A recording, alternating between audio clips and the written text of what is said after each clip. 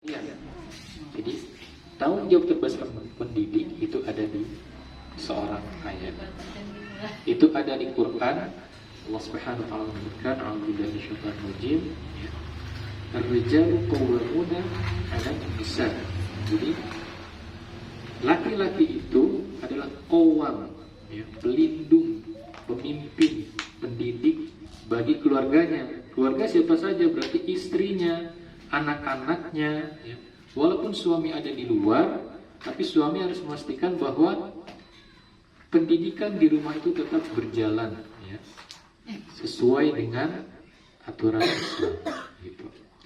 Ya. Berikutnya, saya ingin mengucapkan terima kasih kepada guru-guru di sini, ustazah, ya, ustazah dan juga pada ibu sekalian yang sudah menyempatkan, ya, meluangkan waktu untuk hadir di sini untuk menuntut ilmu. Jadi luruskan niat, Bu, setiap hari atau setiap mau berangkat ke sini luruskan niat untuk, ya Allah, saya ingin hadir di taklim untuk menuntut ilmu. Semoga ilmu yang saya dapatkan nanti membawa manfaat untuk saya, untuk keluarga, anak atau suami disampaikan kembali, dan juga untuk tetangga-tetangganya. Jadi mohon sama Allah kita luruskan niat berangkat ke sini adalah untuk menuntut ilmu. Ya, jadi itu makanya, dan perkenalkan sebelumnya nama saya Randi. Saya sini bersama dengan istri dan anak saya. Ya. Alhamdulillah kegiatan saya sehari-hari kalau di rumah itu saya dakwah juga, ya. Saya dakwah, aktif di komunitas. Saya mengajar tahsin juga, jadi di salah satu lembaga tahfiz di Condet itu namanya Al-Usmani. Saya belajar di situ, mengajar di situ. Alhamdulillah sampai sekarang, ya. Sekarang tapi saya online karena terbatas dengan kondisi, ya. Jadi untuk pembelajaran selama ini berlangsung dengan online. Baik, alhamdulillah hari ini saya diamanahkan. Sebenarnya kalau dibilang membadalkan Ustaz Majid, saya merasa yang kurang pantas, itu guru saya. Ya, alhamdulillah saya memang pernah meminta kepada Ibu untuk memberikan saya waktu menyampaikan apa yang sudah saya pelajari selama, ya, kurang lebih saya ini udah 4 tahun belajar. Jadi saya ingin menyampaikan kepada ibu semua, kita sama-sama tahu, Ibu, bahwa saat ini angka perceraian, angka kekerasan dalam rumah tangga itu tinggi sekali, Bu. Laporannya itu tinggi sekali. Nah, terus juga untuk kesehatan, angka COVID sekarang juga naik lagi, ya. Yang ingin saya bahas sekarang terkait dengan keluarga. Nah, ibu-ibu pasti di sini masih suka nonton sinetron, ya. Sinetron apa sih yang paling booming sekarang apa? Suara hati istri atau Suara hati istri. Itu saya udah gak nonton. Saya udah gak nonton itu. Cuma ini yang ingin saya bahas. contoh namanya. Jadi pun kalau saya lagi ke rumah orang tua saya itu sinetron masih nyala, Bu. Nah, itu masih ada. Suara hati istri. Kalau perangkai kata nggak penting yang bagus baik. TV. Jadi kalau nggak ada kegiatan, yang ditonton sinetron, gitu ya. Berarti informasi yang kita dapat, teladan yang kita dapat itu paling banyak porsinya dari sinetron. Ya. Contoh yang paling banyak kita dapat itu dari sinetron.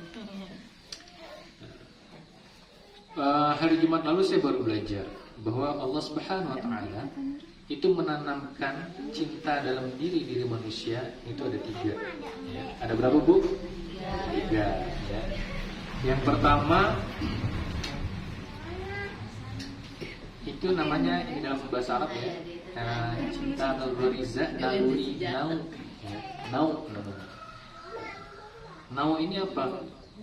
Rasa cinta yang Allah tanamkan dalam diri manusia, ya, terhadap manusia-manusia yang lain. Contoh, istri terhadap suami, suami terhadap istri, orang tua terhadap anak, anak terhadap orang tua, seperti itu ya, terhadap saudara, pokoknya sesama manusia. Nah, itu namanya cinta atau rizah naluri ya istilahnya. Kenapa saya membahas ini? Cinta terhadap manusia, cinta terhadap manusia itu bisa membawa pada penderitaan. Kenapa? Contohnya gitu, misalkan ibu cinta terhadap suami, nikah sama suami, dulu alasannya apa? Biasanya karena cinta sama suaminya, ya. Kalau belum cinta, terus lama-lama bisa tumbuh setelah menikah karena terbiasa hari-hari. Kenapa?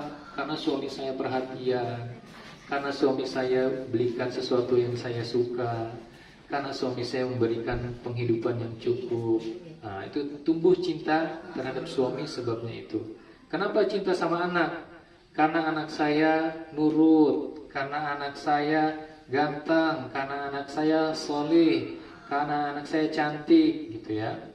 Terus itu kenapa cinta terhadap sesama? Kenapa cinta terhadap tetangga? Kenapa cinta terhadap orang tua? Kenapa? Biasanya karena tetangganya baik sekali, suka memberi, seperti itu. Nah, itu cinta terhadap makhluk ya. Jadi cinta terhadap sesama makhluk ciptaan Allah.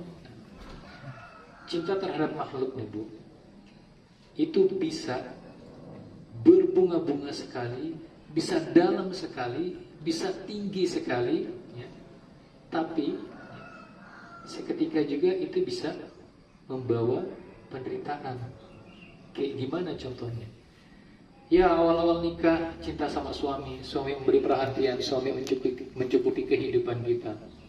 Nah, terus setahun, 2 tahun, perhatiannya mulai luntur nih Ibu, mulai berkurang. Ya mungkin atau sebaliknya, tapi kita bicara dari sudut pandang Ibu dulu. Misalkan suami udah sibuk di luar, ya, yang dulu sering ngasih perhatian, yang dulu suka masakin ibu-ibu, yang dulu suka ngajak main, yang dulu suka ngajak belanja, pokoknya yang dulu suka ngajak kemana-mana. Terus setelah sekian tahun menikah, itu ternyata mulai berkurang karena kegiatan di luar, atau karena kebiasaan, atau karena aktivitas yang banyak sekali. Akhirnya waktu untuk sama-sama dengan ibu ini berkurang, ya. Dari situ akhirnya karena kita dulu cinta sama suami, sebabnya perhatian, sebab suami baik, sebab suami saleh dan lain-lain. Ketika kita nggak mendapatkan itu lagi, maka cinta dalam diri kita itu bisa berkurang. Karena sebabnya tadi udah berubah. Suami yang tadinya perhatian, suami yang tadinya suka memberi, suami yang tadinya dicukupi, tiba-tiba berubah. Dan kita pun merasa ada sesuatu yang berubah. Akhirnya cinta yang tadinya besar itu lambat laun menghilang. Lalu cinta yang kedua, cinta terhadap harta, cinta terhadap pekerjaan, cinta terhadap jabatan, ya. Itu dalam istilahnya adalah baqo, naluri baqo, cinta atau eksistensi diri. Kita cinta kepada pekerjaan kita, pokoknya sehari itu kalau nggak kerja, pokoknya susah sekali. Banyak waktunya di luar pokoknya. Akhirnya keluarga nomor 2, pokoknya kerja terus ya. Misalkan suami nih di luar, pokoknya kerja, pas sampai rumah udah capek gitu ya. Ditelepon sama istri pas di luar, ya misalkan nggak diangkat-angkat, males-malesan, atau ditelepon maunya buru-buru karena sibuk dengan pekerjaannya. Harta terus yang dikejar, harta terus yang dijaga, seperti itu. Terus yang ketiga apa? Yang ketiga adalah naluri tadayyun, atau kita mengidolakan sosok. Nah, itu adalah cinta kepada Allah dan Rasul. Cinta kepada Allah dan Rasul ini adalah cinta yang wajib dijadikan pedoman bagi kita semua. Kalau cinta yang tadi yang kedua, ya, pertama dan kedua tadi, cinta terhadap makhluk ciptaan Allah, lalu cinta terhadap pekerjaan, Dua cinta ini bisa merusak manusia, ibu-ibu sekalian. Bisa membawa manusia ke dalam penderitaan, bisa membawa manusia dalam ke hal yang sia-sia. Tapi cinta yang ketiga ini, cinta kita kepada Allah Subhanahu wa taala, kalau kita jadikan pedoman, maka hidup kita akan terarah. Maka kita nggak akan, itu yang mudah namanya sakit hati kepada pasangan. Kita nggak akan menderita apabila kita kehilangan harta. Karena apa? Karena cinta kita terhadap Allah dan Rasul. Cinta kita terhadap Allah dan Rasul. Terus gimana caranya kalau kita mau menumbuhkan cinta kita sama Allah dan Rasul, tapi hari-hari kita dipenuhi dengan kegiatan yang jauh daripada mendekatkan kita kepada Allah dan Rasul. Misalkan, gimana kita mau anak-anak kita solih sementara kitanya sibuk nonton sinetron?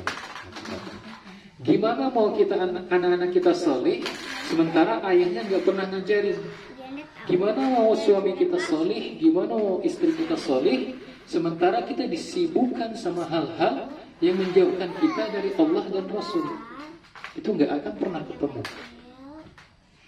Kita mau anak kita soleh, kita mau anak kita kalau waktunya sholat itu sholat. Tapi orang tua ketika azan masih sibuk.